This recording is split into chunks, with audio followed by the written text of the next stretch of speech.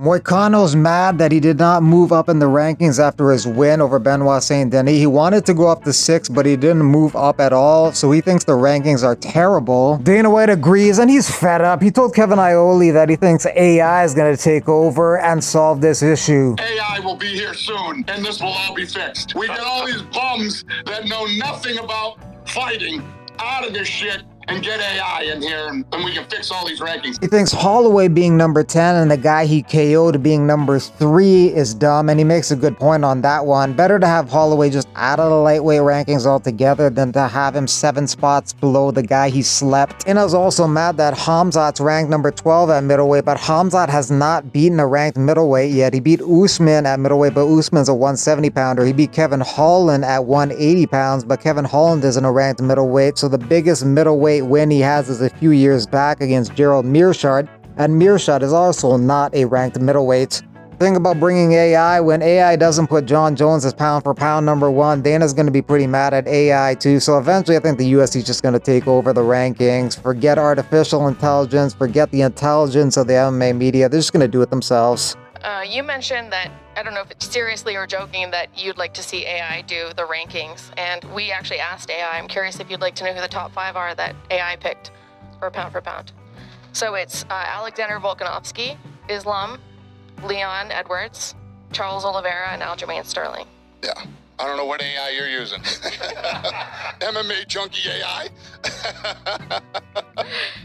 I'm just curious what you use. So you don't Listen, agree? when we get a real AI platform in place, So it's ChatGPT. I can't wait. Thank you. Yeah, thank you. Contender Series contract winners this week did include Torres Winnie on his 3rd attempt on the Contender Series. He got the first round TKO and got the UFC contract. And that is, but if you can smell what your ass is cooking. You said the last time, and it was kind of a tough moment to watch him sit there, and you said you would be decimated in the UFC. Yeah. Now that you see him and doing this, how do you think he performs? Would he be decimated against equally talented UFC fighters? That's what we're going to find out, I told him, you did not impress me. I think you get destroyed in this division over here. And he went back and, he came back and handled business.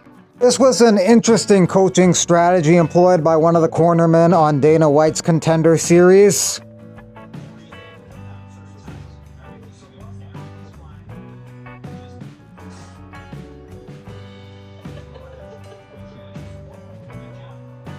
Earlier today, you did an interview with Kevin, and you mentioned that it wasn't necessarily true Francis made more money boxing than he would have if he stayed in the UFC. Right. My question is, you always said, he didn't want to stick around because he didn't want to fight John Jones. Why didn't you mention the fact that he would have made more money to fight John then? It would have sort of backed up your point. Why did it take you until now to bring it up? Because why? I don't give a shit. What's the difference? I just think it's interesting for people to realize. Because I know all the shit that you people don't know. And I don't care what everybody says. It doesn't matter to me. But that's a fact. He was offered more money. Because I know the real numbers. I know the real numbers. And let me tell you what. I don't want to call him out, but let me tell you what. He'd have done anything to make that fucking fight. And he tried to. Yeah. You also mentioned in boxing, there are Saudi trillionaires that are getting a little bit bored of some of the bullshit that comes along with boxing. Have you sort of looked at boxing? I know you said that you want to get into it. Are you now having second guesses, right? Every time it seems that you start... I always second guess myself. Every time I start dealing with some of the stuff, I'm like, am I on my mind? Why do it then? Why try it? Just... Because why not? This is what I do. It was this was just all about timing, and I just feel like right now is the right time. I mean, we went through this the other day. Kevin was asking me, why now? I don't know. I just feel like right now is the time. I waited and waited and waited, and I don't know. I feel it. Eddie Hearn's defamation lawsuit against Jake Paul will be proceeding, and Hearn is seeking damages of over $100 million because Paul accused Matchroom Boxing of paying Judge Glenn Feldman in 2022.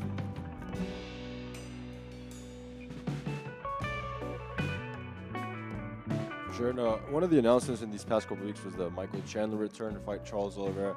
He said that he may not be, or McGregor may not be his next opponent, but he definitely thinks he will be Conor's next opponent. Do you think that's a logical assessment, or do you think it's time to flip the page on that fight? I have no idea. Like I said to Kevin today, Conor will fight in 2025. So however it plays out as we lead up to him being ready, I have no clue.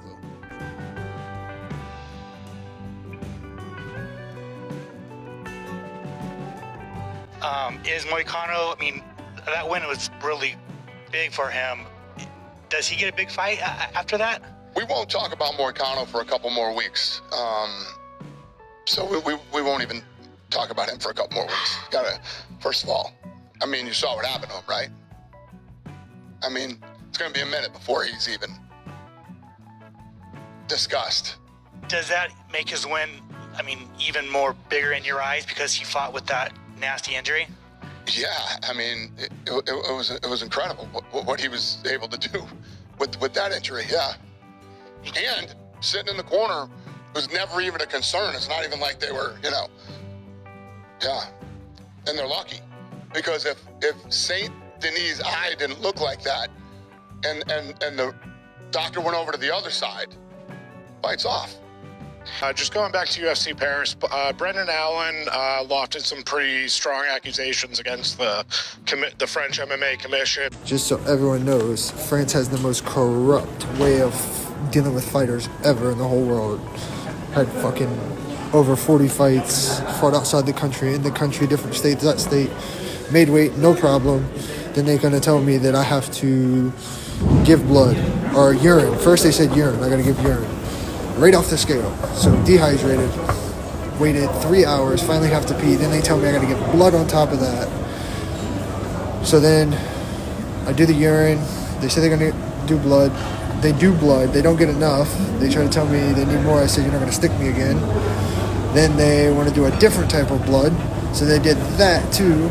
That didn't work. So then they thought about doing another one. And then they said no. So anyway, while my opponent gets to go upstairs and sleep after he makes weight, I have to stay down for 3.5 hours. Meanwhile, your opponent is fucking chilling. Yeah. So, yeah, no main top guy of France had to do this shit. So just me and Moicano had to do this. The two most important fights on the card, and the two Frenchmen didn't get to have anything. They just get to go to their room, sleep, chill, eat, do everything they want to do. While 3.5 hours later, I was downstairs at 8:30, made weight last night, easy. Yeah, fuck this place. This place is a fucking shithole. Moicano seemed to echo those today on his podcast. Does the UFC take any steps and do an investigation of their own? No. Or talk to the commission or talk to the team? It's not true. Okay. It's not true. They were feeling like they were being singled out. The French guys were available. They have their own doping organization that they use. And, did they make probably bad judgment around the weigh-in time? Yes. It's when those guys are the most miserable, dehydrated. The list goes on and on. There was no foul play whatsoever with them. But we get why they felt that way. But it wasn't true. So when I woke up, I saw a couple of videos of Alan talking about being made to provide a urine sample immediately after weighing in. I'm just going off of what I saw for which, in my opinion, sounds like the most cunty thing that a commission or a drug testing company, whatever, could do. The earliest that I am significantly peeing is probably 3, maybe 4 hours. There have been times, there have definitely been times where it wasn't until the night, late into the night, going to sleep. Now granted, this is also back in the day of 4 o'clock weigh-ins. But we're still looking at 6, 7, 8 hours. And to take a fighter and to sit them down at the venue where the weigh-ins are and be like, you're not allowed to leave until you give us 90 milliliters of urine, literally just after stepping on the scale, Now you're forcing a fighter to speed up their rehydration, which, even though they're in a dehydrated state, they start loading up on water, they're going to produce the hormones that you're going to produce when your belly gets full of water, and they're going to start flushing, which is going to be even more detrimental to their health. Yeah, I'd be fucking pissed. I'd be fucking livid. I'm shocked that the UFC even allowed this shit to happen. Again, I'm just going off of like a handful of videos, John Anik sharing something about it, and now I can't find anything. So who knows? Maybe I'm in the wrong. But I just wanted to give you some information, because there's a lot of experience with this type of stuff.